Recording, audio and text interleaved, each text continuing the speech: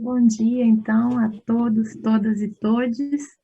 O Pampulha Território Museus hoje recebe para esse encontro, intitulado Fazendeiro da Luz, Folclore Brasileiro e Cultura Popular na Fotografia de Marcel Gotterro, com a antropóloga e professora Lígia Segala. Bom dia, Lígia. O evento de hoje, ele inaugura o ciclo de formações na Pampulha, e propõe um debate acerca do trabalho do fotógrafo Marcel Gotterro em diálogo com a exposição que está atualmente em cartaz na Casa do Baile, Centro de Referência em Arquitetura, Urbanismo e Design.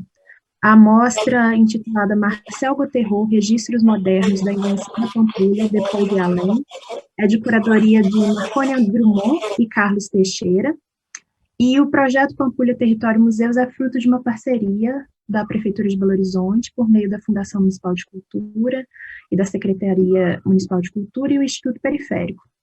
A parceria visa realizar exposições, publicações e atividades educativas e culturais relacionadas às vocações dos 3 equipamentos culturais municipais localizados ao entorno da Lagoa da Pampulha.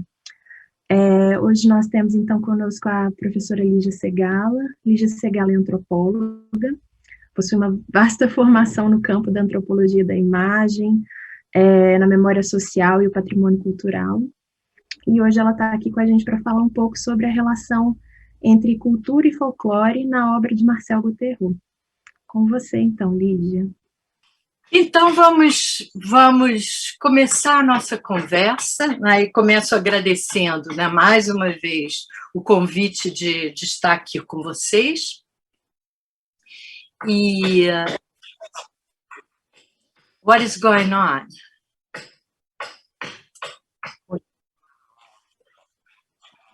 Ah, tá. Não, é porque aí apaga tudo aqui, uma coisa estranha.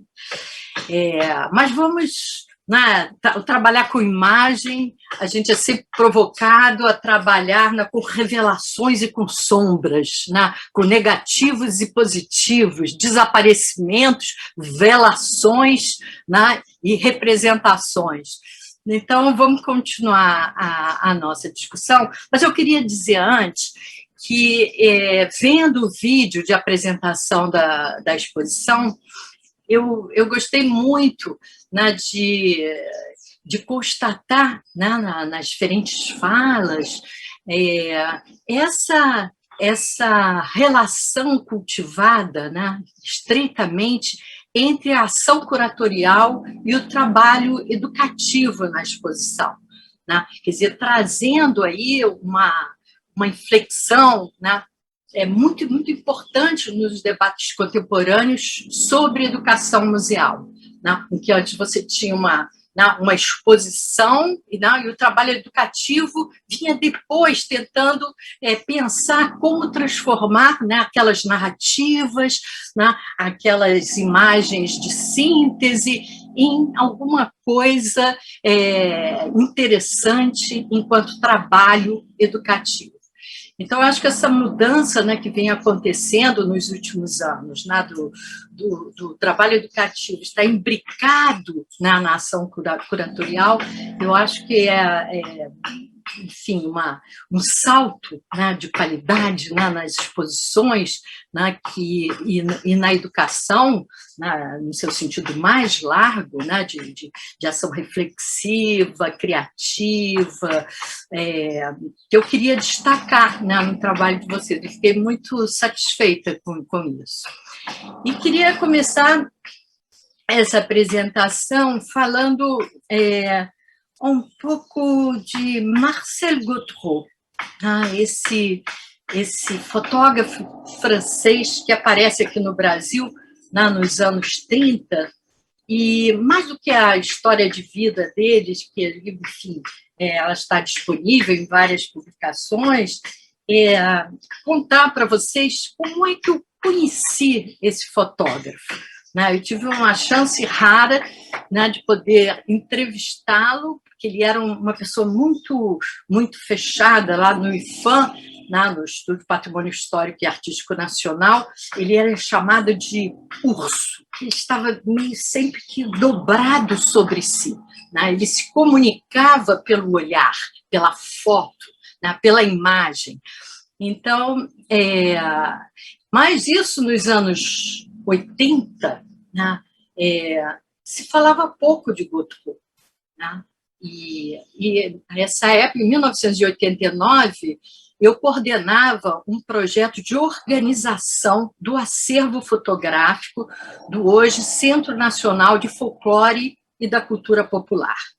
Então, quando eu me deparei, em primeiro lugar, com a necessidade, né, de organizar, classificar, catalogar, indexar essas imagens, por outro lado, com uma fragmentação das fotos, né, nas gavetas de arquivo de metal, né, então, por vezes acompanhando relatórios de pesquisa, outras vezes soltas, frequentemente misturadas em função de temas, né, então, Bumba Meu Boi, aí você tinha foto de todo tipo, de todas as épocas, de vários fotógrafos, e sem data, né, sem identificação, sem nada. Eu falei, impossível, é um trabalho quase de uma arqueologia, né, da imagem, de uma arqueologia do trabalho desenvolvido pelos folcloristas no âmbito do movimento folclórico,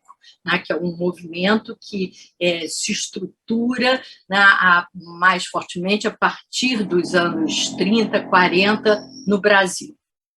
E eu analisar essas fotos avulsas e embaralhadas, eu comecei a olhar algumas fotos que eram maravilhosas. Eu disse, não, essas fotos aqui, elas são completamente distintas dessas fotos produzidas, no mais das vezes, por folcloristas, né, que eram intelectuais de província, que faziam fotos de uma festa, de uma procissão, de uma oferenda, né, e que mandavam para o Instituto, né, como um depoimento visual, né, do folclore brasileiro. E eu comecei a juntar essas imagens, porque era marcante aí, né, uma diferença e uma marca de autoria. Tá? Então, fiz assim pequenas séries com essas imagens que eu fui garimpando, né, por várias gavetas organizadas por tema. E finalmente fui procurar, né, os antigos funcionários da casa. Assim, vocês sabem, alguém sabe quem fez essas fotos? Né, alguém conheceu esse fotógrafo, comprou de quem? Nos arquivos tem pagamento de fotógrafos, é possível consultar esses documentos que já estavam no arquivo morto, né, já há algum tempo. E um antigo funcionário disse assim, não, isso aí é a foto daquele francês. Opa, daquele francês? Quem é aquele francês? Do Marcel Gauthiereau, eu acho. E eu fiquei assim, e disse, bom, é um primeiro passo para a gente começar, né, dessa confusão, né, começar a estabelecer, né, critérios classificatórios, né, mais claros, mais nítidos. Né? E conversa daqui, conversa de lá, eu soube que ele ainda era vivo e que morava ali perto, né, na Praia do Flamengo.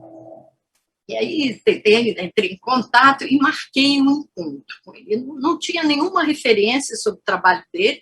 Procurei, na época, reportagens, assim, enfim, de revistas de fotografia, e não encontrei nenhuma referência sobre Gauthiereau. E aí eu chego na casa dele, com essas fotos, né, que eu, em princípio, achava que eram deles, né, debaixo do braço, com a minha assistente de pesquisa, e comecei a mostrar as fotos e querendo saber se de fato eram deles e como é que ele tinha feito, como é que ele tinha vindo para o Brasil. Ele já era fotógrafo quando veio para o Brasil, e daí começa uma entrevista quase monossilábica, né? Ele era de pouquíssimas palavras, como eu já indiquei antes, né? Então, somos do senhor, sim. E o senhor fez como, não sei o quê. Eu era fotógrafo do IFAM, O Rodrigo de Melo Franco gostava do meu trabalho, aí me mandava pelo Brasil. Opa, o Rodrigo de Melo Franco, fotos de arquitetura, de patrimônio cultural, aí já começam, né, a aparecer algumas entradas. Né? Depois ele dizia assim, mas eu gostava muito também de fotografar o folclore, né? Os trabalhadores, as ruas, e aí o pessoal do movimento folclórico, movimento folclórico, me chamava, né, às vezes para acompanhar, assim, numa ida a um terreiro de macumba, dizia ele, né, para assistir alguma festa, e eu fui, né, e era esse o meu projeto. Ele fala, né, que ele adorava viajar, né, e que o sonho dele era fazer, ele começou a fotografar o Brasil em 1939, na Amazônia, né, deslumbrado com aquele excesso de luz, né, porque a luz amazônica é esfuziante, né, então quem vinha, né, de uma Paris com tons temperados, né? Aquela explosão de luz amazônica foi quase que um reaprendizado, né? De trabalhar com reflexo, muita água, né? Portanto, muito reflexo, muita luz. E ele faz séries belíssimas, né, na floresta amazônica e tal, mas aí, pumba, guerra, e ele é convocado, fica no Marrocos, na época servindo, e só no final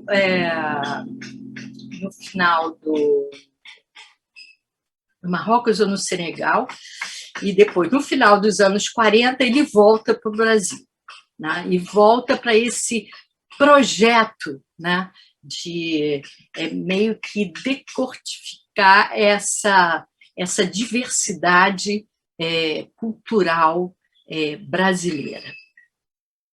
E eu queria, talvez, começar aqui, né, vamos chegar nas imagens dele, porque isso é importante.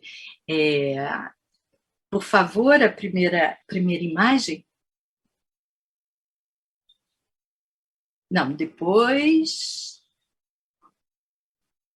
A primeira imagem, em homenagem, é de Pampulha, e uma imagem que fala, ou que está presente nos recortes seriais das fotografias de arquitetura moderna, né, que era alguma coisa que o entusiasmava muito. Ele tinha se formado como arquiteto decorador, né, em Paris, tinha feito estudos na Escola de Belas Artes de Paris, e a arquitetura, Le Corbusier era o fascínio dele, né, em termos, né, de uma organização, de uma composição, né, no espaço e no tempo. As seguintes. Essa é uma prancha contato, né, muito importante a gente poder trabalhar, conhecer, né, essas pranchas contatos, porque ele é que organizou todo o acervo fotográfico dele, e ele organiza por uma lógica muito particular, né? Quer dizer, essas sequências de contatos, né, elas são trabalhadas, os contatos, na verdade, não correspondem a uma série imediata, né, dos filmes, dos negativos. Né? Eles foram recortados, eles foram retrabalhados, né? Enfim, e foram colados, né, dentro de uma ordem escolhida, né, pelo fotógrafo, que de alguma maneira contasse uma história, né, construísse uma narrativa sobre um determinado trabalho, sobre uma determinada expressão estética. A próxima, por favor. E nessas fotos de arquitetura, né, quer dizer, o elemento, as pessoas, o elemento humano aparece, cai lá, né, como os produtores, né, dessa construção, né, dessas relações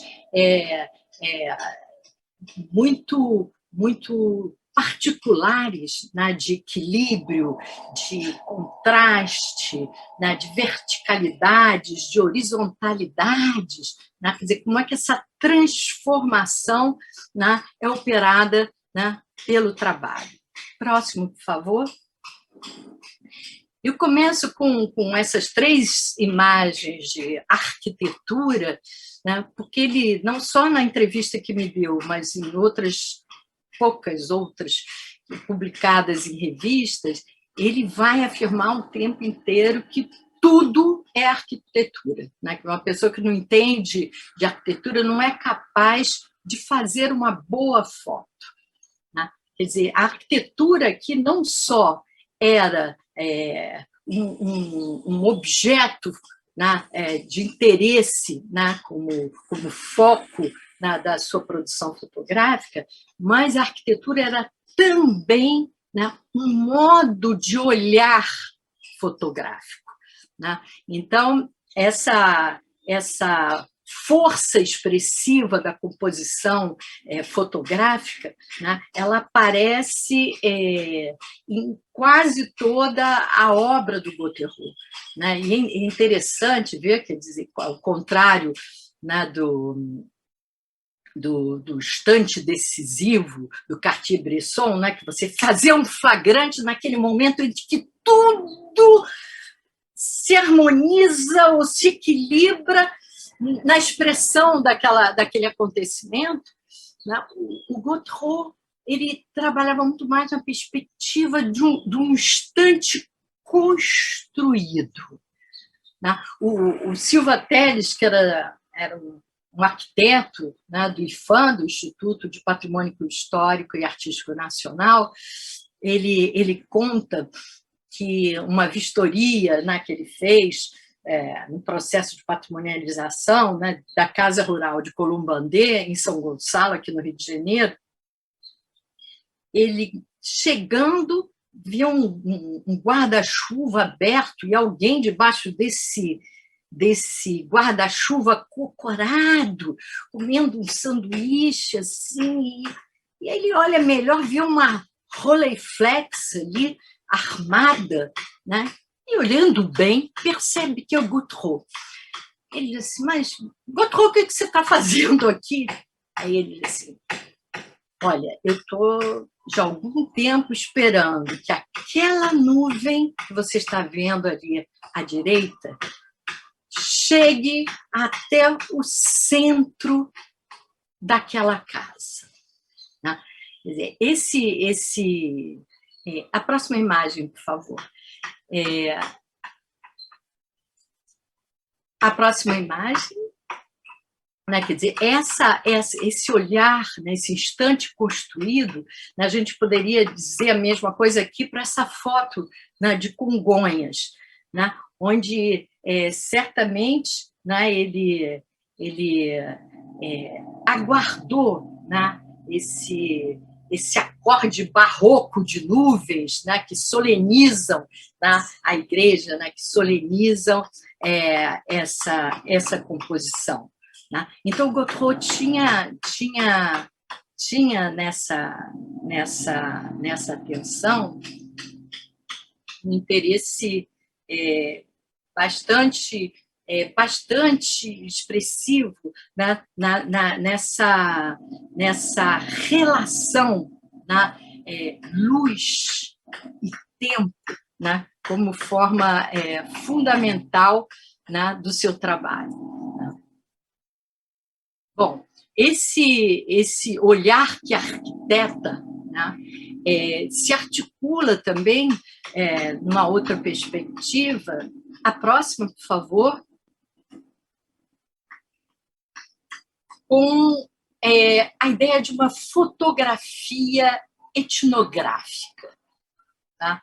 O Gauthieron, ele, no início dos anos 30, ele trabalha como arquiteto decorador na reformulação da exposição do Museu do Homem, em Paris.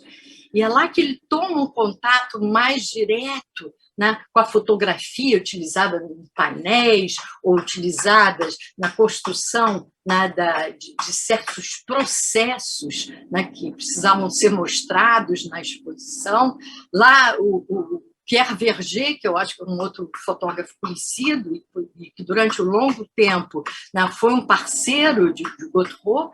Inclusive, Gotteron aprende a revelação fotográfica nos laboratórios do Museu do Homem com o Pierre Verger, né, e é nesse espaço, né, preocupado, né, com uma lógica expositiva e com um sentido particular, né, de produção etnográfica, né, através da imagem, né, que ele vai aprendendo e sofisticando, né, o seu interesse pela fotografia, né, e levando, a partir das recomendações, das prescrições dos manuais etnográficos da época.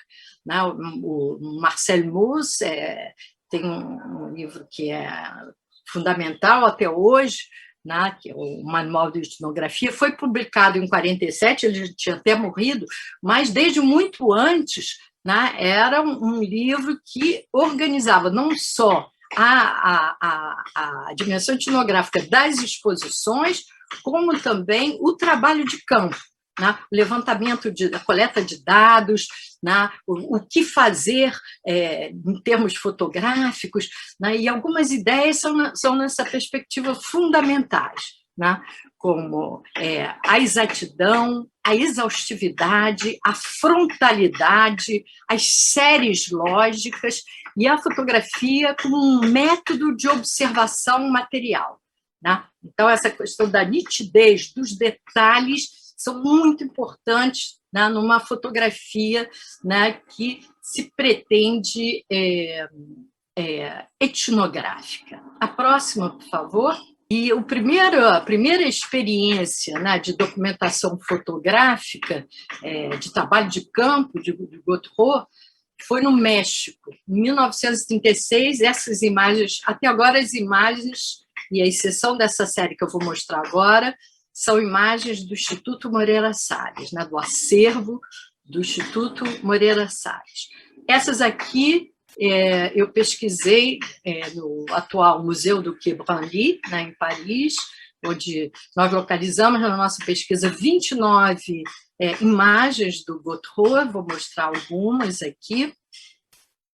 E é justamente, né, no contato com essas fotos, não só, né, de arqueologia, de arquitetura, de arqueologia, né, mas também a próxima, por favor, né, de tipos humanos, né, que ele vai alargando, né, uma dimensão estética, né, definindo praticamente um estilo documentário.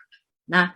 Quer dizer, para além daquelas prescrições da documentação, né, ele traz uma dimensão estética, né, construindo e afirmando, né, pelo seu olhar de arquiteto, um estilo documentário. No México, uma experiência marcante. Pode ir seguindo, por favor. Foi o filme do Eisenstein, Que Viva México, que começou a ser rodado em 1931, né, não foi finalizado, mas você tem fragmentos que depois foram remontados, não pelo Eisenstein, né, que era um grande cineasta soviético, né, e o Gotteron, ele fala, né, na entrevista que me deu, né, do Eisenstein, o canto dele, ele deve ter visto alguns fragmentos, né, desse filme, né, e traz a próxima, por favor, e procura também trabalhar certas imagens que, de alguma maneira, né, o Eisenstein capturou e que outros fotógrafos, né, nesse momento, nos anos 30, o México tinha, né, um lugar, quer dizer, desde do trabalho do André Breton, com o surrealismo mexicano, né, a Festa dos Mortos, né, e vários fotógrafos, né, nesse momento, né, dos anos 30, do entre guerras, vão fotografar o México, vão viajar pelo México, né, em busca, né, dessa história, dessa lógica que o Eisenstein, de alguma maneira, procura mostrar, né, nos fragmentos dos seus filmes, né, que era uma cultura, pode passar, por favor? Que era uma cultura, uma nação em que era possível a modernidade se confrontar, né, com a sua ancestralidade. Ou seja, que o México, no tempo presente, né, trazia claramente, né, enfim, o mundo maia e asteca, né, nas ruínas, né, nos templos e tudo mais, e, ao mesmo tempo, nas festas populares, né, nas crenças populares, e, por outro lado, tinha a dimensão colonial, né, forte, né, da invasão espanhola, né, e, finalmente, né, dessa lógica violenta colonial, né, a explosão do movimento zapatista em 1910. Né? Então, para o Eisenstein, né, quer dizer, você tinha aí uma linha, né, uma história, né, que era possível você flagrar no presente, né, quer dizer, num tempo presente, né, essa história ou esse tempo que se geografizava no México, no território mexicano. Né? Então, vários fotógrafos, inclusive o Cartier-Bresson, esteve no México, nessa época, o próprio Pierre Verger, né, fotografando com o Gautreau, ainda outros fotógrafos aí também muito ligados, né, aos artistas muralistas mexicanos, né, como enfim, o Diego Rivera, Orozco, Siqueiros, né? Então, por exemplo, o trabalho fotográfico do americano Edward Weston ou da Tina Modotti, né, e que vão trabalhando a partir de certos marcadores de imagem, certos marcadores visuais, né, que se estabilizam como representações nacionais. Né? Próximo. Então, vamos ver os cactos, a tradição dos povos originários, o agave, aquela planta anterior que faz o pulque, que é uma bebida típica, muito apreciada no México. Quer dizer, essas coleções fotográficas e essas pinturas murais, elas acabam construindo, essa nação em imagens. Pois bem, nesse trabalho do Gautreau, que já vem aqui para o Brasil, 39, como eu já mencionei, mas que acaba ficando por aqui a partir de 1940, essa ideia do olhar que arquiteta, e das instruções etnográficas, da exaustividade, pode ser muito bem percebido numa série. Eu escolhi aqui uma série que é uma série sobre as jangadas que ele fez no Ceará. E a ideia de exaustividade, pode passando, por favor, é que ele vai... Volta no anterior para fazer um pequeno comentário. Ele vai, como era comum nessa época, não só no cinema, mas também na fotoreportagem, você partir de cenas gerais, para o detalhe, né? Esse processo da aproximação com o detalhe, em geral, o portrait, né? O retrato, ou então o inverso, de você sair de um pequeno detalhe e ir para as imagens mais gerais, né? Pode ir seguindo, por favor. E é interessante que, por conta dessa ideia da fotografia etnográfica, da exaustividade, é interessante notar que, para a construção de toda essa série, eu queria que vocês prestassem bem atenção, né, a cada contato, como eu já disse, né, foi trabalhado, foi corrigido, antes de ser colado e antes de construir, né, uma linha narrativa que interessava, né, a percepção do acontecimento feita pelo fotógrafo. E, por vezes, ele volta várias vezes ao mesmo lugar para completar essas séries, né? Então, você vai ver, frequentemente, né, diferenças no céu, diferenças na luz, né, mas que ele coloca quase como fazendo parte, né, de uma mesma sequência, né, produzindo, assim, certos segmentos, né, de ficção documentária, a gente poderia dizer assim, né? E elegendo aqui no caso, pode ir seguindo, por favor, né? Como é que a jangada e também ela foi nessa série, né? E a seguinte, também uma imagem chave, né, como símbolo de nacionalidade, como imagem típica, né, de um Brasil daquele tempo, né? Não só o símbolo do Nordeste, mas no sentido mais amplo, né, um símbolo, né, do próprio país. Pode ir seguindo. Então, quer dizer, você tem as fotos na praia, a saída para o mar, né, o içamento das velas, depois a foto tomada no mar, seguindo, por favor,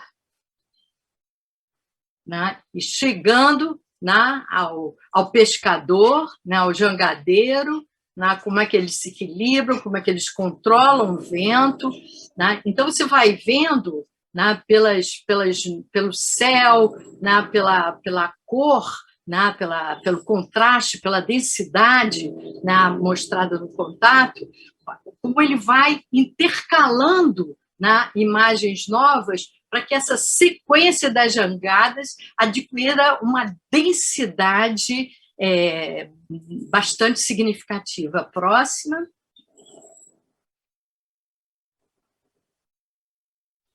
Aí com as velas insufladas, e é interessante ver, né, como mesmo dentro de cada imagem ele consegue pegar, vamos ver o 1056, né, como é que ele consegue um ritmo, né, uma dinâmica descritiva em cada quadro, que é muito difícil fazer com uma foto 6x6, né? Ele usava Rolleiflex, portanto, a 35 milímetros, o negativo em 35 milímetros, ele era mais horizontalizado, né? Então, isso permitia, né, um movimento maior de leitura, né? Já o 6x6, ele tende a centralizar o objeto. Pode ir passando, por favor? E ele, apesar desse constrangimento técnico, né, é notável como ele consegue, né, dar um ritmo, né, e uma dinâmica descritiva importante, né, nas suas imagens. O próximo, por favor. A próxima. Eu trouxe toda a série para vocês verem, né? Quer dizer, de novo, aquele movimento, o trabalho, o produto do trabalho, o peixe na praia, na chegada na praia, né? Então, você tem uma série completa, né? Próximo, por favor, desse trabalho do jangadeiro, chegando, né, no movimento de maior proximidade no retrato, como eu mencionei. Próximo, por favor. E depois, novamente, né, saindo do detalhe do rosto, né, para situações mais gerais, né, para o gesto do trabalho, o gesto estético do trabalho. Próximo, por favor. Marcando aí uma descontinuidade entre aqueles que trabalham, os homens, e aquelas que estão na praia, né, as mulheres, de novo no detalhe, com proximidade. Próxima, por favor. E retomando cada vez mais, né, sofisticando essa construção estética, né, que as velas anunciam ali, né, e que foram também, né, comenta-se, inspiração, né, das colunas do Palácio da Alvorada. Próximo, por favor.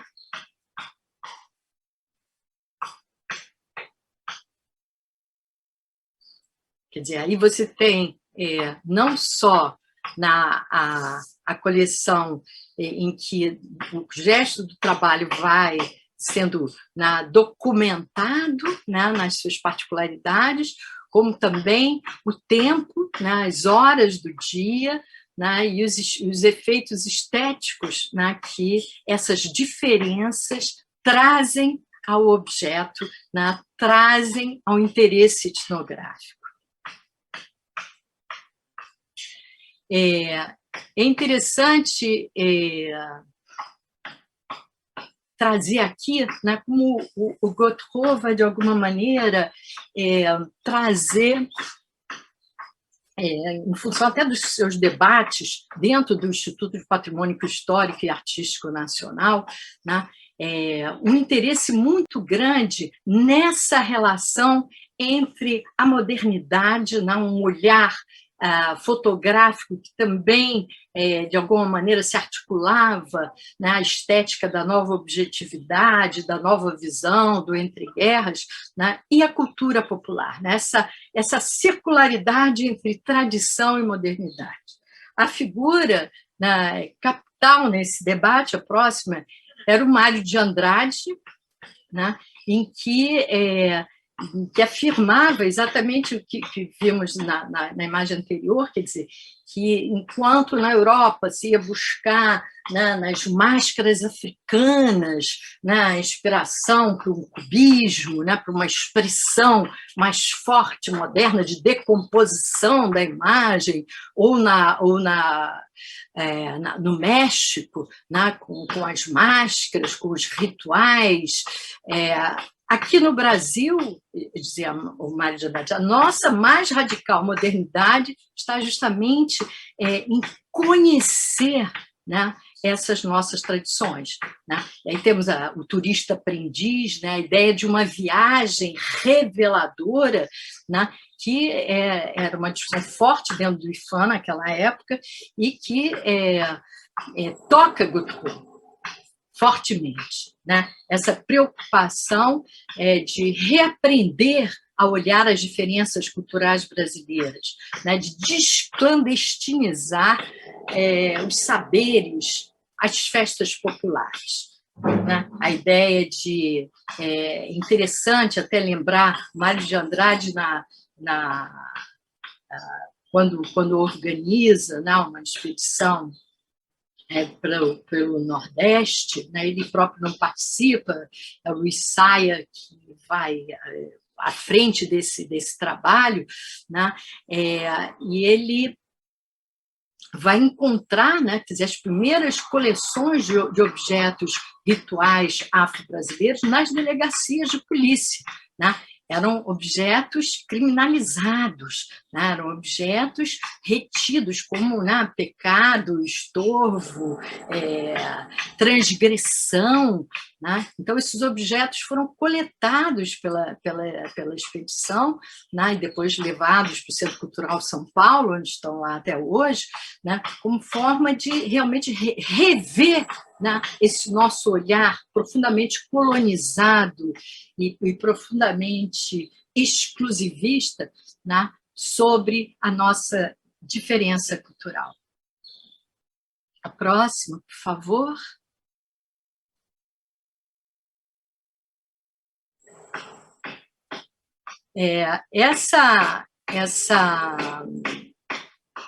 Essa busca do Gotho, né, andando por todo o país, na verdade, se revelam, né, esse conjunto de representações pela categoria classificatória da diversidade, o seu interesse em construir, né, e flagrar, né, essa diversidade cultural brasileira. Próxima, por favor. E essa diversidade cultural brasileira, ela se apresenta aí de duas, ela produzida pelo Gotho, é apropriada, né, pelas lógicas expositivas e mesmo nas publicações, né, como por dois modos particulares. A próxima. A primeira, né, de capturar, né, essas imagens, a seguinte, por favor, né, das festas populares, né, e tentar construí-las, a próxima, por favor,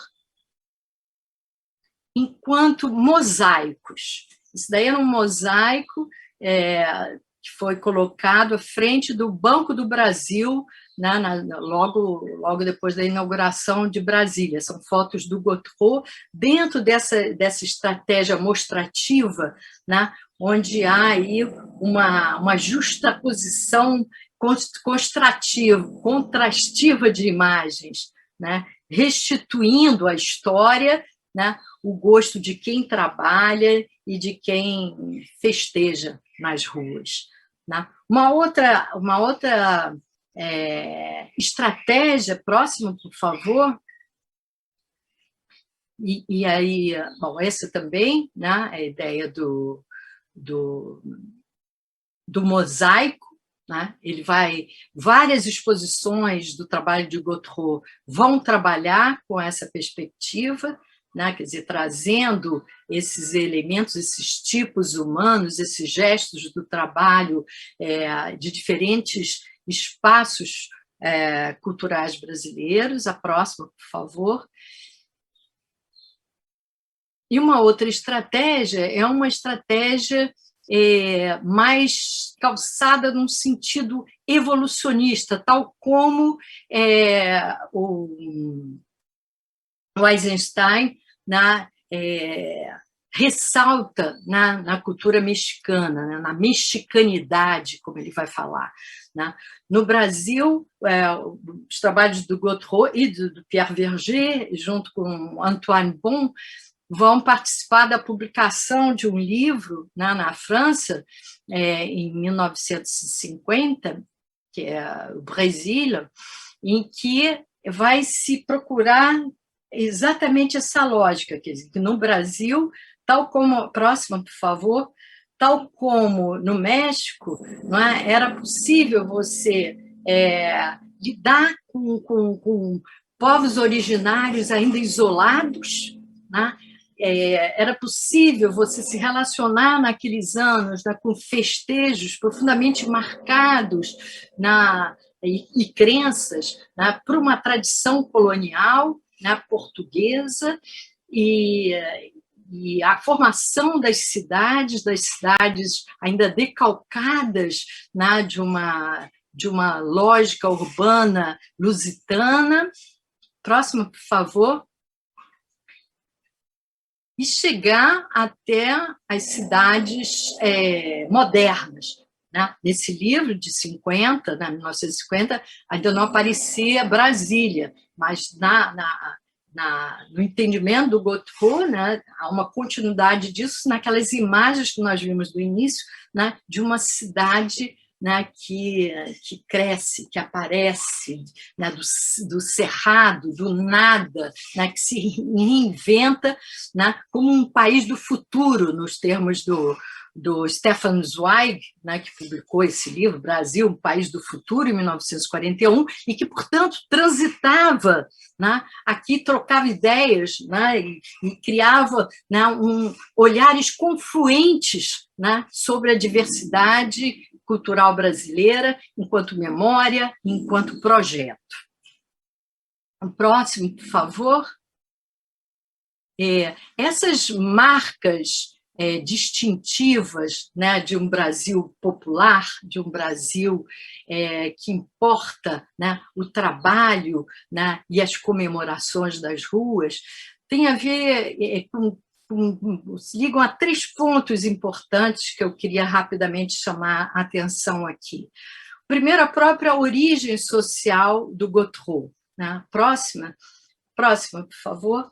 Ele era um filho de operários, né? Ele trabalhou desde menino, né? Tinha uma vida muito difícil em Paris, e ele diz, né? Ele sentia a vontade, né? Nesse próximo, por favor,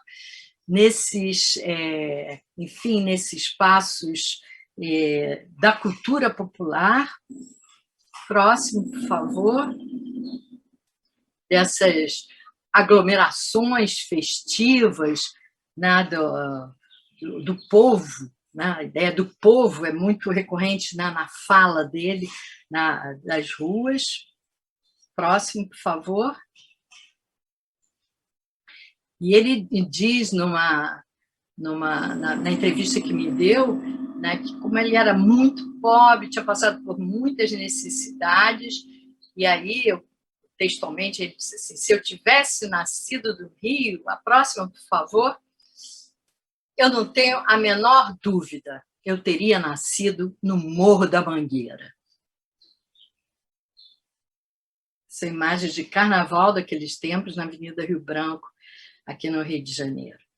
Um segundo ponto a destacar é a parceria, né, dele com Pierre Verger, né, como é que em vários momentos da sua história, desde o Museu do Homem em Paris, né, até aqui incursões pelo Rio São Francisco, na Bahia, em vários lugares, né, eles trabalharam juntos na festa, mas com uma diferença, né, muito, muito marcante, né? Enquanto o Verger, os dois também com Roley, né, com o Roley Flex, o Verger tocava no outro, né? Seduzia o outro, chamava o olhar do outro, né? O Gautreau marca o tempo todo essa distância, né? Esse olhar construído, né? Muitas fotos deles, a gente pode ver pessoas de costas, né? Mostrando como é que ele trabalhava, né, essa ideia de composição, né, mais do que o encontro, do que o instantâneo, né, do que o toque que afeta o outro através da câmera. Pronto. Próximo, por favor. Um terceiro ponto é a própria relação dele com o movimento folclórico, né? Aqui a gente tem o Edson Carneiro, que foi um grande folclorista, ele esteve na direção da campanha de defesa do folclore brasileiro, que foi criada em 1958, e fechada, né, pela ditadura em 1964, quando o próprio Edson Carneiro, que era do Partido Comunista, foi preso e o espaço da comissão colocado sob intervenção. E exatamente nesse movimento folclórico, no momento folclórico, ele tinha uma perspectiva muito grande, né, de pesquisa e documentação do fato folclórico, de proteção desse fato folclórico, né? O Gautreau fala o tempo todo da angústia que ele tinha, né, de perceber, né, que essas festas populares, né, que esses saberes populares estavam desaparecendo, né? Então, ele diz assim, era preciso registrar, né, na perspectiva dele, porque eles estavam desaparecendo diante daquele movimento, né, dos anos 50, do pós-guerra, né, de urbanização, de industrialização, de grandes migrações internas, né, e de um novo gosto e moda americana, né, o emblema da Carmen Miranda, caricaturando, né, um popular nacional, né, e esse afã salvacionista, né, do colecionismo. A próxima, por favor. A próxima. Não, vão se dar também em grandes séries que ele documenta dentro daquela mesma perspectiva que a gente já viu aqui, né, dos planos mais gerais, do detalhe aos planos mais gerais, né, como essa festa dos reisados e guerreiros em Alagoas. Né? E é interessante que esse movimento folclórico, né, tinha vários congressos, né, várias comissões, produzia, enfim, uma série de eventos, e que o Gautreau estava participando o tempo todo, conhecendo folcloristas, conhecendo esses brincantes. Né? Então, por exemplo, essa série aí dos guerreiros feitas em Maceió, né, eu fui descobrir depois que um outro folclorista, né, que é o Theo Brandão, lá de Alagoas, ele estava com o Gautreau, então ele faz, né, na perspectiva dele, folclorista Theo Brandão, ele documenta também essa mesma festa, que foi feita sob encomenda, você vê, não tem público, não tem bolação, né, que confunde olhar, porque o Gautreau gostava, né, dessa coisa da arquitetura. Então, ao contrário do Verger, que entra no balacobaco, né, o Gautreau gosta dessa coisa, assim, dessa nitidez, né, fotográfica, dessa nitidez do quadro, compondo narrativas significativas. Próximo, por favor.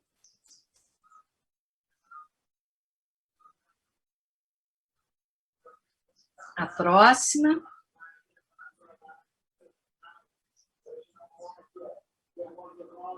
Aquilo que eu falei do 6x6, né? Como é que dá uma dinâmica nessas fotos tão centradas. A próxima.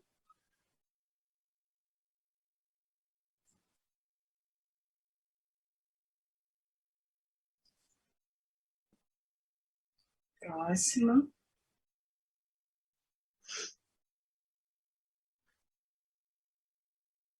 Acaba aí. Aí a gente vai... Nessas últimas fotos são instigantes, né? Porque ele se preocupa sempre, em todas as suas séries fotográficas, não só das festas, não só quem atua, né? Mas quem observa, né? O tempo todo, de quem está olhando um bloco carnavalesco e quem está, né, dançando, né, na pista.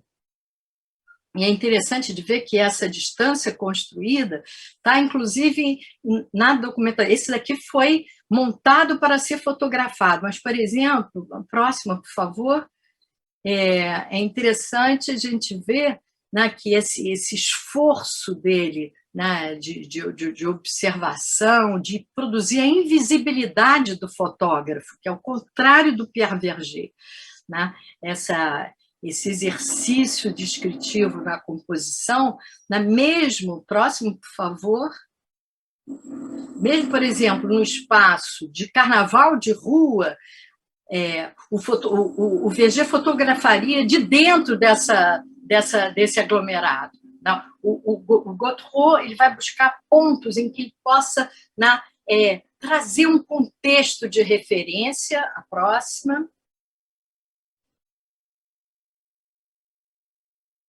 Né, dar um sentido, né, informativo, descritivo e situacional, né, à comemoração. Próxima.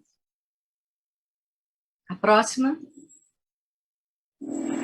Destacando cada elemento, né, que decompondo aquele aglomerado em vários núcleos significativos. Próxima.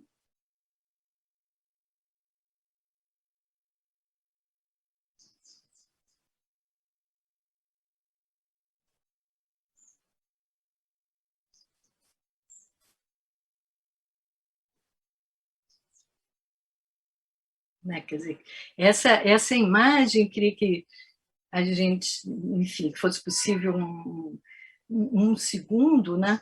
Quer dizer, como é que ele vai trazer, né, nessa festa, né, uma alegria distraída, né, de olhares desencontrados, a gente vê nessa imagem, né, cada um olhando para um lado, uma tensão insinuada, né, entre os chifres e os sinos da igreja, né, o sagrado e profano, né, quer dizer, um carnaval, né, que passou numa farra, uma farra simples que nos desafia, né, nesses tempos brutos e ásperos de vírus, avarias e mortes. A próxima, por favor.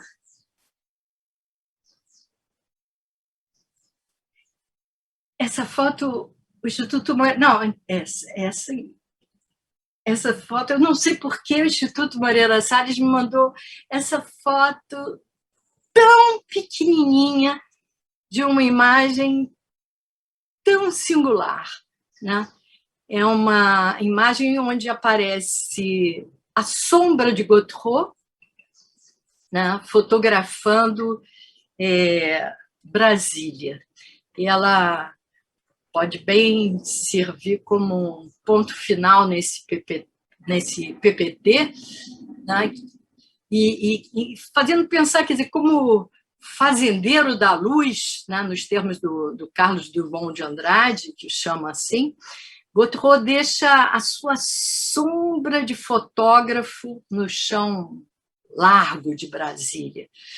Revela um trabalho de muitas camadas sobre a memória viva da diversidade cultural brasileira e que hoje, dramaticamente, no âmbito da necropolítica, deixa os projetos de futuro no ar.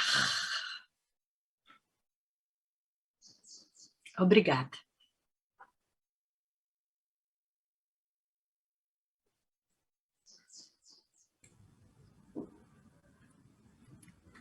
Lídia,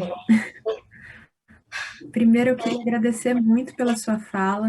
Eu acho que com esse encerramento da sua fala ficamos todos com uma reflexão muito potente, né, sobre o quanto essas imagens, essas séries do Gautreau são contemporâneas, assim, trazem discussões que ainda são muito caras a todos. Eu queria abrir para as perguntas e eu queria também pedir que aos interessados, se pudessem ficar depois das perguntas, o setor educativo gostaria de fazer uma intervenção poética com os convidados hoje, dialogando um pouco com o que Lídia nos trouxe desse olhar mais aprofundado para a obra do Gautreau. Lídia, antes de começar a ler as perguntas que já foram enviadas pelo chat, eu queria também fazer uma pergunta, porque ouvindo a sua fala, eu achei muito simbólica essa imagem final, trazendo essa sombra do fotógrafo e como ele né, ele, apesar desse desejo do distanciamento, ele está inserido ali na imagem, nas escolhas por trás dessa imagem, nessa seleção do olhar. E lendo um dos seus artigos do Clique Francês no Brasil, você menciona que tanto o Gautreau quanto o Pierre Verger ficaram muito encantados com essa imagem, esse imaginário do Brasil a partir da leitura de Jubiabá, do Jorge Amado. E eu queria, se possível, que você me falasse um pouco, discutisse um pouco com a gente, que encanto foi esse que esses fotógrafos, esses intelectuais franceses construíram com o Brasil? Que tipo de imagem foi essa que foi acionada no imaginário desses intelectuais, que trouxe tanto interesse para a nossa realidade nacional? E também, eu queria que, se você pudesse falar um pouco sobre isso, que tipo de tensões que surgem desse registro de um imaginário nacional que vem de um olhar estrangeiro. Exatamente. Não, o Verger vai falar igualmente do Jubiabá como um texto axial né, para o seu despertar para o Brasil. Né? Então, os textos do Jorge Amado, né, eles tinham, o próprio Godefroy, ele fotografa o Jorge Amado, né? Então eram pessoas, né, que faziam esse trânsito, né, entre o visível e o invisível, né, entre o sagrado e o profano, entre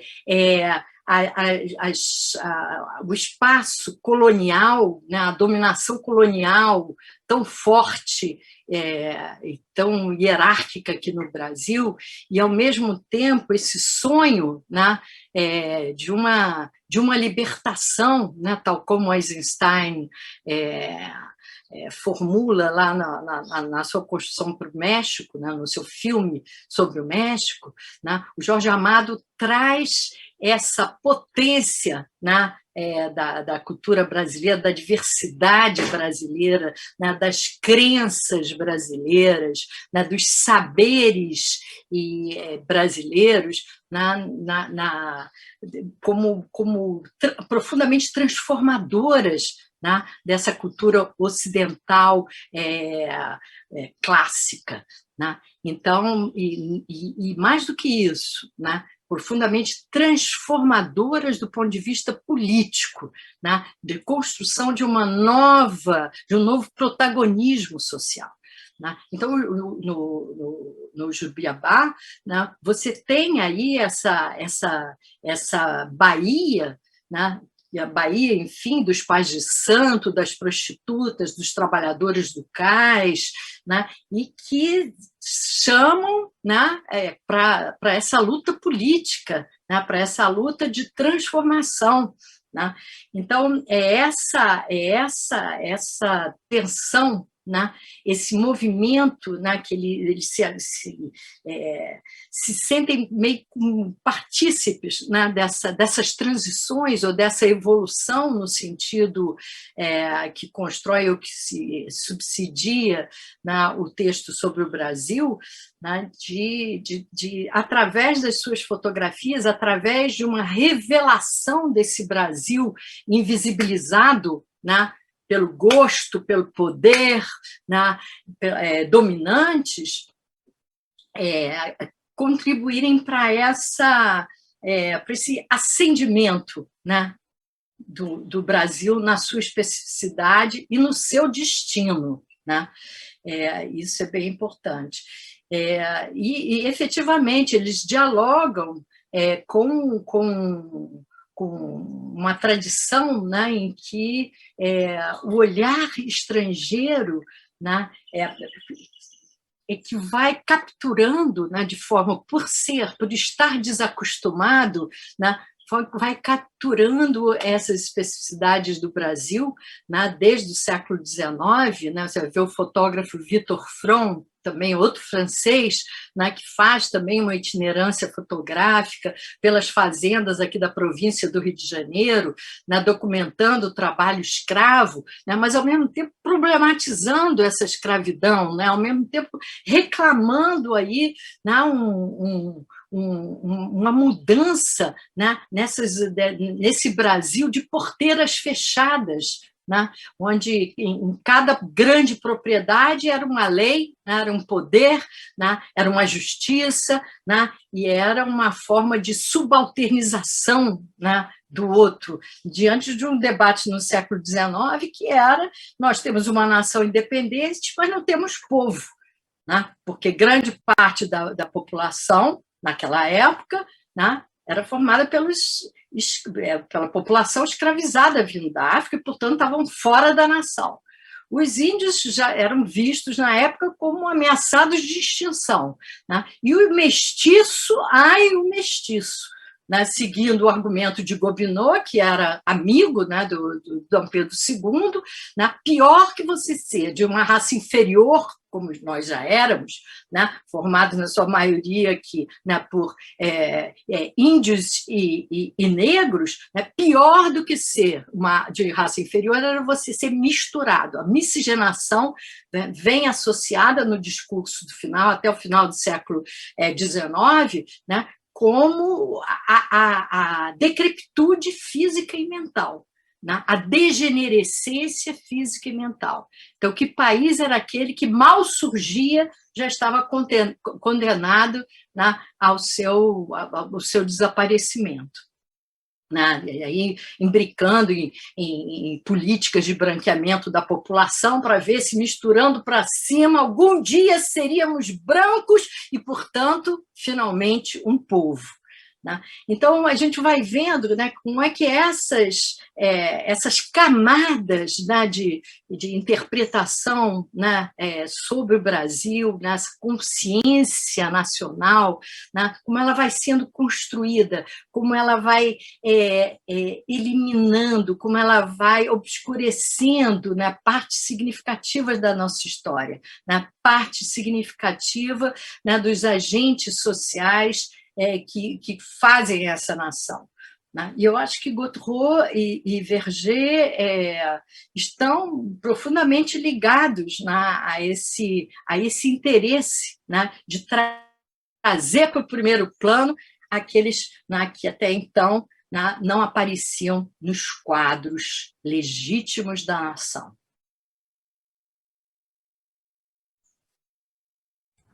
Obrigada, Lídia.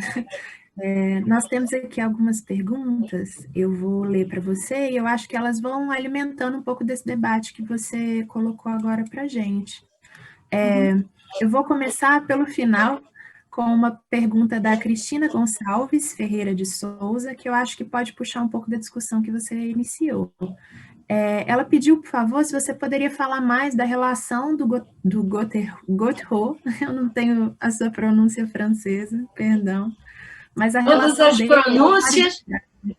Todas as pronúncias são válidas. Então, ótimo. Mas a Cristina pediu para que você falasse um pouco mais dessa relação dele com o Mário de Andrade, com o modernismo, que eu acho que conecta um pouco com essa questão que você levantou agora, sobre esse olhar para esses sujeitos, né, múltiplos. Exatamente. E com essa ideia, né, do Mário de Andrade, né, o que ele falava, aquela fome estomacal de Brasil, né, essa ideia das tradições móveis, da desgeografização, né, rompendo com as ideias até então estabilizadas de determinismo racial da cultura, ou de determinismo geográfico da cultura, né, ele vai trazer, né, um outro entendimento, né, do conceito de cultura, né, e vai tentar desentranhar desse Brasil opaco, né, as nossas especificidades, né, sobretudo na música, né, que é incrível, que até então, quer dizer, fazer a cultura brasileira, na macaqueada da Europa, era uma cultura, né, vista assim, até com um certo desdém pelos europeus, né, porque uma vez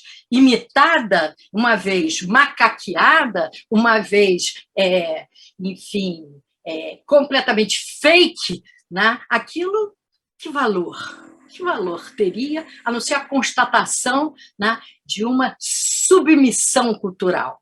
No entanto, e aí o Mário vai chamar a atenção, né, rompendo com essa lógica, com essa colonialidade, né, por exemplo, na música, quando ele descobre, né, certas tonalidades, né, quando ele descobre certos modos de cantar que eram absolutamente novos, não no Brasil, não para as elites brasileiras, né? No mundo. Né? Então, essa é a nossa máxima modernidade. Né? Aí há um interesse, né, grande por essa produção, né, em tentar conhecer, de fato, de mais perto, né, essas formas híbridas construídas aqui, né, entre os povos originários, os povos escravizados, a colonização portuguesa.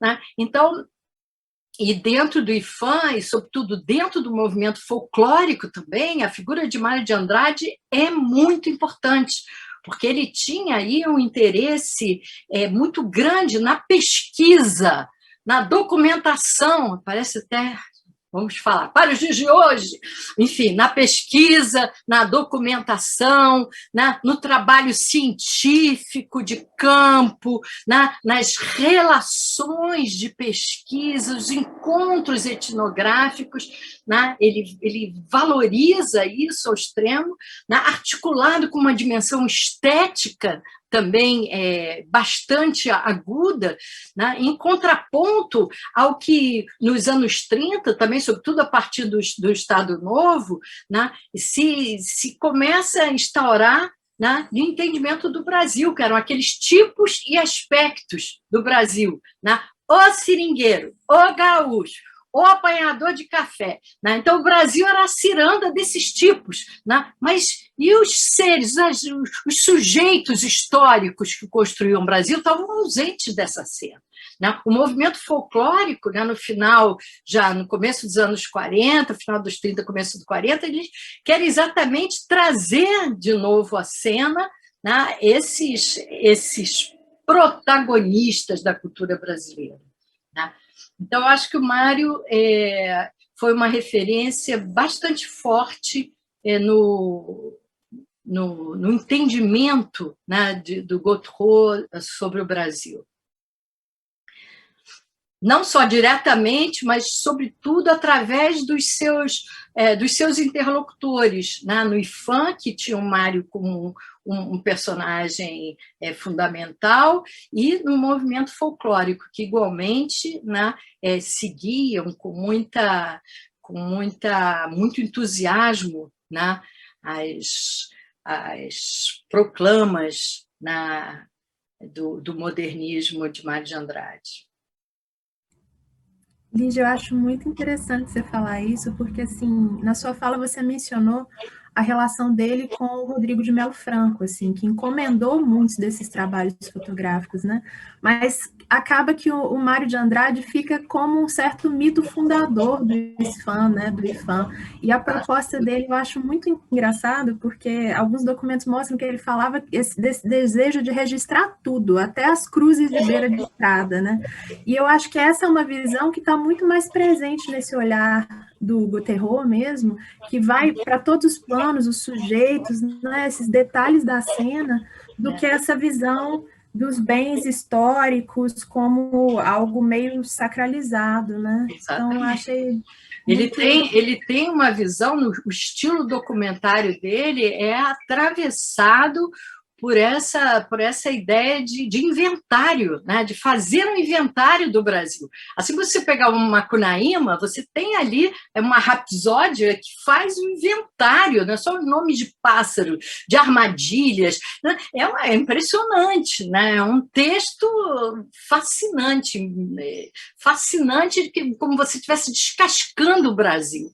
Né? Então, eu acho que, fotograficamente, o Gautreau, né, guardando a especificidade do olhar dele e da sua distância, né, na construção do seu objeto, ele tem exatamente esse interesse, né, também de descascar, de mostrar, de abrir esse país, né, tão estranho, tão distante, tão desconhecido dos brasileiros. Né? Então, um trabalho para nós, né? Exato. Lígia, continuando com as perguntas, eu tenho aqui uma pergunta também da Cristina.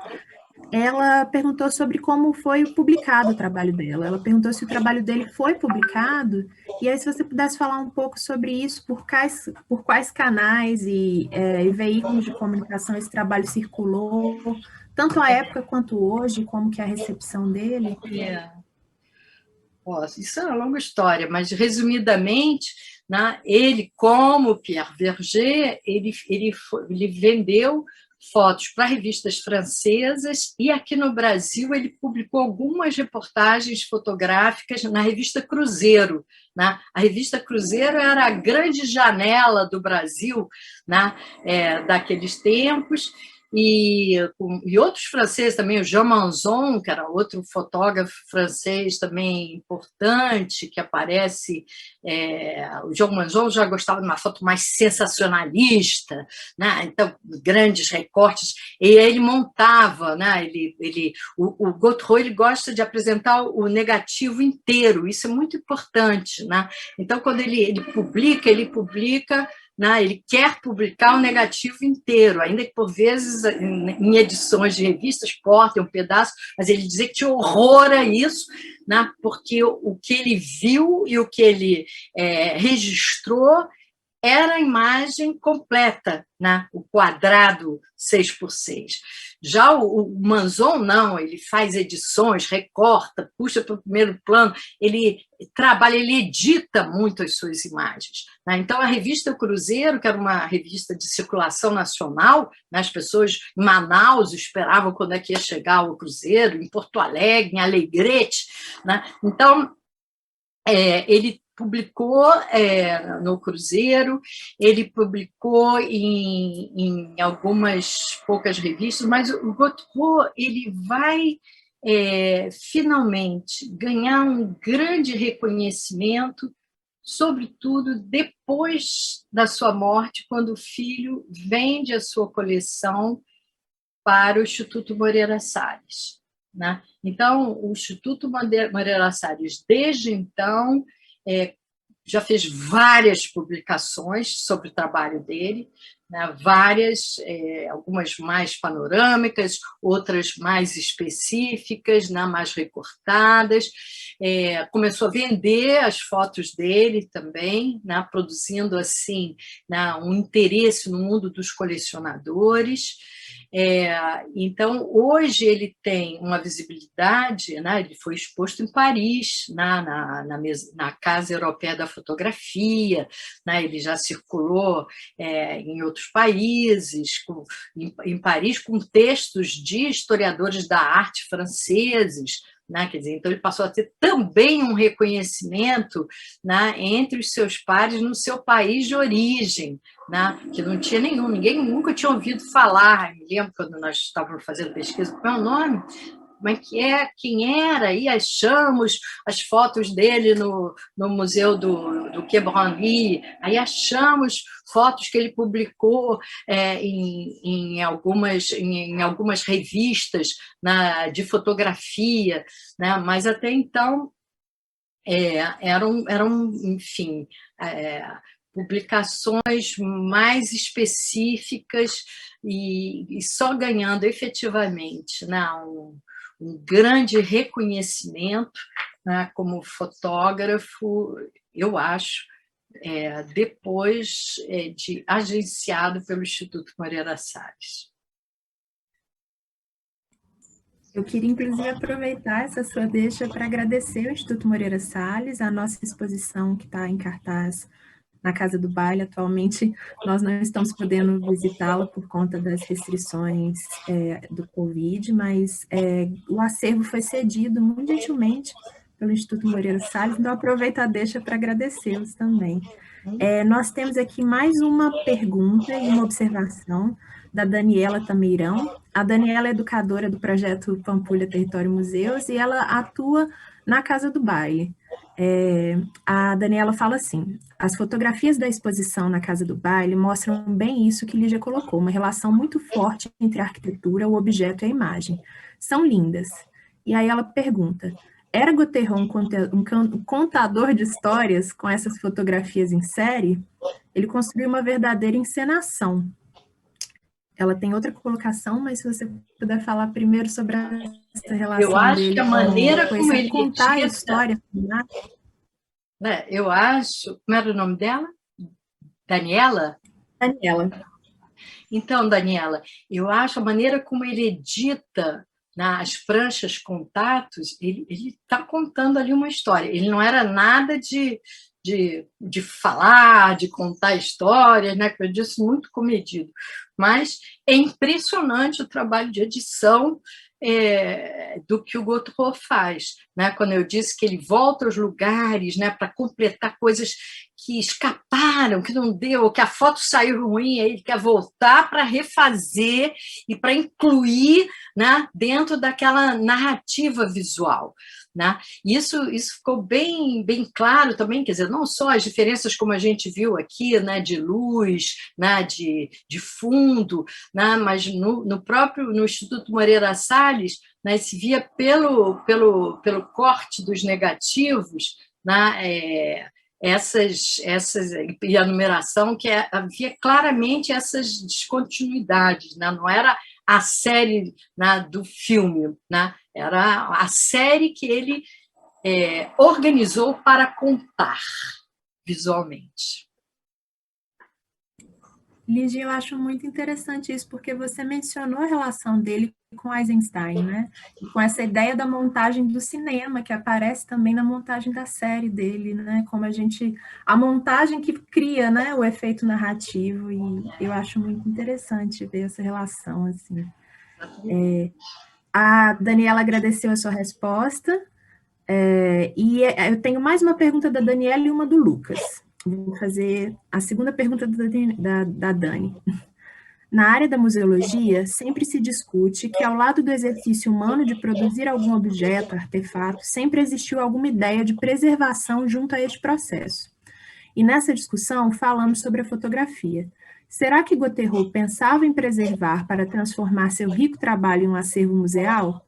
Pelo que vemos ao longo dos anos, ele foi colecionando fotografias. Na entrevista com ele, essa ideia era perceptível? Ele tinha uma relação quase amorosa com o acervo dele. Eu me lembro, e cheguei até a escrever isso num dos meus artigos sobre ele, como ele falava, né, ao longo da entrevista, ele abriu o arquivo de metal, né, e tirava as fotos, ia mostrando. Ele mais mostrava as fotos e elas iam falando do que ele falava, ele ia me mostrando, né, em silêncio, assim, e arrumava, né, enfim, eu acho que essa ideia dele, né, ele como colecionador, né, sem dúvida, de imagens, e como ele tinha relações estreitas também com colecionadores da cultura popular, né, da arte popular. Aqui no Rio você tem o Museu da Casa do Pontal, que foi criado pelo Van der Beek, francês também, e que era muito amigo dele, né? Então, ele fez também muitas fotos dele, foram colocadas como marcadores na exposição da Casa do Pontal, né? Complementando coleções de objetos com coleções de imagens. Né? Ora, essas imagens traziam um contexto de referência, né? Ora, elas permitiam, de um objeto único, né, um entendimento sequencial, né, da sua produção ou do seu uso material ou simbólico. Né? Então, ele tem a ideia de preservação, é uma ideia nele muito forte, né, de preservar, e a fotografia traz esse sentido, né, de garantir sempre como presente, né, uma situação distante, né, ou passada. Né? Então, eu acho que esse interesse, né, da presença fotográfica, né, como indício, né, de uma memória cultural, era de fato uma preocupação dele. Obrigada, Lígia. Agora, eu queria passar para a pergunta do Lucas, e antes de eu ler a pergunta do Lucas, eu acho que ela conecta muito com o começo da sua fala, e eu queria corroborar também, falando que eu fiquei muito encantada em te ouvir falar sobre o próprio processo da pesquisa, assim, com o acervo fotográfico dele, né, como esse processo de escavação. E aí, o Lucas coloca a seguinte pergunta. O Lucas é educador do Museu Casa Kubitschek, e ele fala o seguinte: levando em consideração a extensão da coleção de Gotteron, mas também a maneira como ele organizou sua coleção de contatos, quais caminhos de investigação ainda estão em aberto para abordar seu trabalho? Quais narrativas você ainda gostaria de ver emergir? Olha, são tantas, são tantas. Quando eu falei que é um trabalho em camadas, né? Quer dizer, a cada momento que você revisita uma série, você descobre coisas que você não tinha nem se dado conta, né? Então, e ele começa, né, cada vez mais, né, a dialogar com múltiplas pesquisas contemporâneas, né, que hoje trabalham no campo do patrimônio cultural, né, no campo das biografias, no campo das mudanças sociais, né? Então, ele organizou o arquivo dele, né, por dois critérios, né, que é o critério geográfico, né, ele organiza por estado, e um critério temático, por assuntos. Né? Ele, por exemplo, não teve nenhuma preocupação cronológica, entendeu? Com data. Né? E quando você tem séries e séries de fotografias sem data, de certa maneira, isso anuncia, né, quase uma essencialidade dessa fotografia, né? Como se essas fotografias fossem eternas, né? Elas passam a ganhar uma dimensão para além do tempo, né? Tempo histórico da sua produção, né? Isso era muito forte, por exemplo, na fototeca lá do Museu do Quai Branly, em Paris, também nessa época são raríssimos os documentos com data. Né? Você vai recuperar a data pela qual foi essa expedição, aí vai para os documentos escritos, né, para os livros, né, para as fontes textuais, e aí você recupera a data daquelas fotos. Né? Mas, em si, o importante era que aquelas imagens, elas eram, né? Ou são, melhor dizendo, né? Porque elas são presentes. Né? Então, essa atemporalidade cultivada, né, desliza, né, a ideia da fotografia de indício para emblema. Né? E eu acho que o trabalho de Godefroy é infindável. Tem séries aqui, por exemplo, que nunca vi trabalhadas. Né? Ele vai fotografar uma série, uma frente de atração no Pará, né, com povos indígenas isolados. Né? Então, tem coisas assim, inúmeros trabalhos. Só no Pará você tem situações fantásticas de mineradores, das estratégias, né, de mineração na localidade, usando escafandros, enfim, são coisas que depois você buscando na literatura, nos jornais de época, né, nos textos e nos textos memoriais também, você vai conseguindo, né, trazer, né, ou dando uma densidade histórica maior a essas fotos esteticamente relevantes, né, mas que reclamam, né, uma densidade histórica. Né? Obrigada pela resposta, Lígia. Essas foram as perguntas que a gente recebeu. Eu queria agora convidar a todos e a Lígia também para fazer um exercício com a gente, porque essa fala começou como um convite de desdobrar a proposta que a exposição Marcel Gauthieron, Invenção da Pampulha, para, né, Pampulha hoje e além, ela traz. E eu tenho aqui algumas imagens que estão fazendo parte dessa mostra. Eu queria, se o Guilherme puder, por favor, colocar a apresentação, eu queria mostrar elas e junto agora com a Lígia, com vocês, pensar um pouco de que forma essa fala que a Lígia coloca sobre o trabalho de Gauthieron aparece nessas imagens que nós temos na nossa exposição. E aí, pode ir passando, Guilherme. Pode passar. Eu acho, essa imagem, pode deixar aqui. Eu achei muito simbólico, Lígia, quando você fala dessa construção do olhar que ele faz, essa arquitetura para a cena, e você mencionou como ele registra muitas vezes as pessoas de costas, né? E aí a gente tem essa cena, essa imagem faz parte da exposição. Eu queria que, se possível, você comentasse um pouco sobre isso, sobre essa relação entre flagrar uma cena e fazer a construção imagética. Então, eu acho que você já está falando sobre isso, né?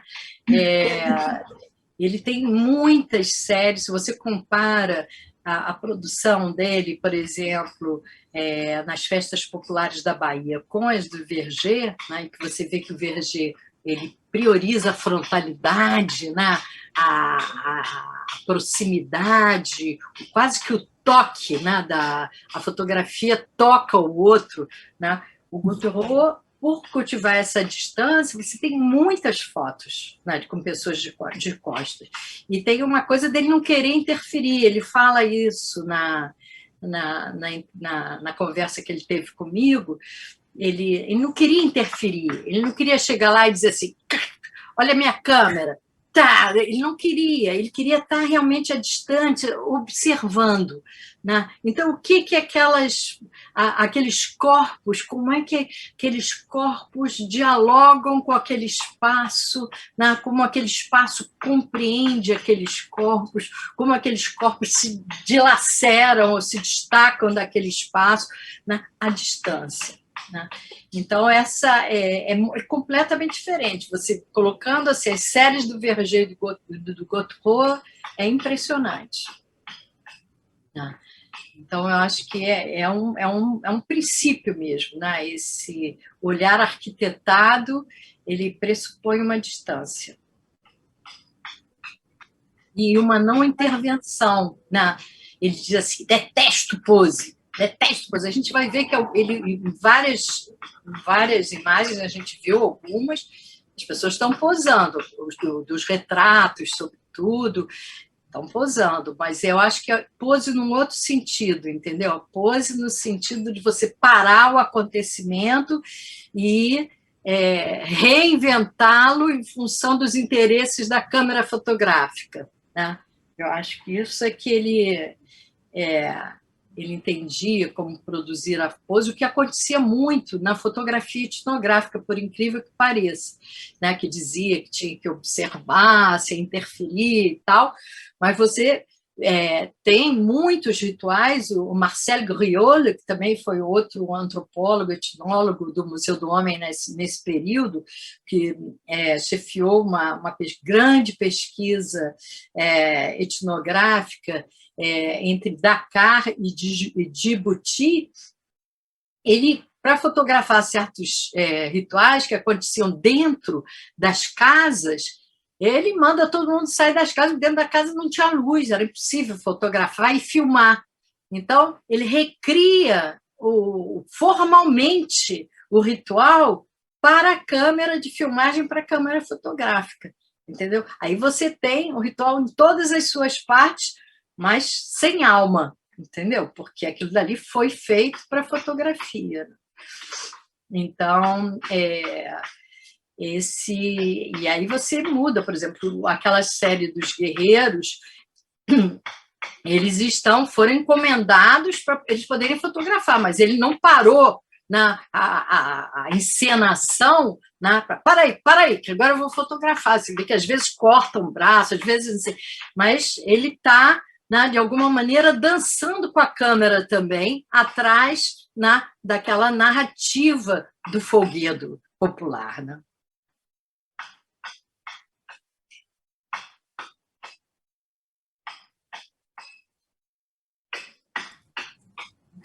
Voltar com a apresentação, para a gente continuar com as imagens.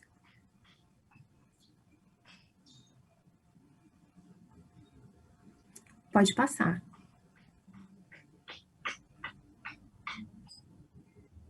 Pode passar. Eu acho interessante, Lídia, porque nós temos na exposição 5 séries, algumas fotografias relacionadas a 5 séries fotográficas do Gotteron. Nós temos Pampulha, Brasília e Sacolândia, essa relação com os trabalhadores, Palafitas e Congonhas. E aí, em todas essas fotografias presentes na exposição, a gente vê muito dessas relações que você colocou. Então, sempre tem um salpicar de pessoas no ambiente, assim, nunca é a construção por si só, a paisagem por si só, são realmente as pessoas que trazem vida, a composição dele, né? E a gente vê, de fato, esses planos, como você mencionou, né? De planos muito abertos a planos fechados, que acho que também vem daquela relação que você colocou com o Eisenstein, né? Pode passar, E Guilherme. aqui são lindas essas sombras, né? Esse trabalho na foto anterior. Você Não, volta, por favor? na foto anterior. Né? Quer dizer, Isso. como é que esse trabalho das sombras aqui quase que são contrapontos às colunas, né, de lá, né? Então ele gosta muito de trabalhar essas correspondências, né, em que as sombras insinuam, né, e o que a massa construída revela, né? E realmente a gente consegue enxergar o porquê do apelido de Fazendeiro da Luz, né? Nessas composições dele. Pode passar, Guilherme. Aqui também outra imagem da Pampulha. Pode passar. E aqui eu acho interessante quando a gente entra nas fotografias da série de Brasília, primeiro essa relação, né, que nós conversamos dos trabalhadores, assim, flagrados nessa cena de costas, quase uma coreografia com espaço, mas pode passar adiante. Aqui são imagens que eu acho que provocam muito, né, porque tem uma relação quase de uma paisagem alienígena, lunar, com essa construção de Brasília. Passa adiante, Guilherme. Mais do que lunar, é uma construção de futuro, né?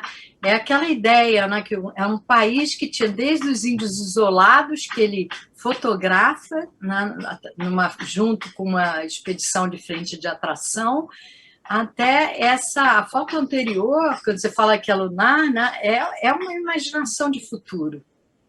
Né? Eu acho que é uma das fotos de arquitetura mais lindas, né? Essa aí também, né? Quer dizer, são coisas que é muito mais uma ideia de projeto do que de memória, né? Então, as séries de Brasília apontam para esse sentido, né? Do futuro, do Brasil um país de futuro, né? De projeto, e enquanto as fotos, as séries, né? Envolvendo as culturas populares têm a ver muito mais com essa coisa da memória social, né, e de uma memória social que vai gestar esse futuro. Né? Então, memória e projeto aí se pode compreender, né, atravessando essas séries.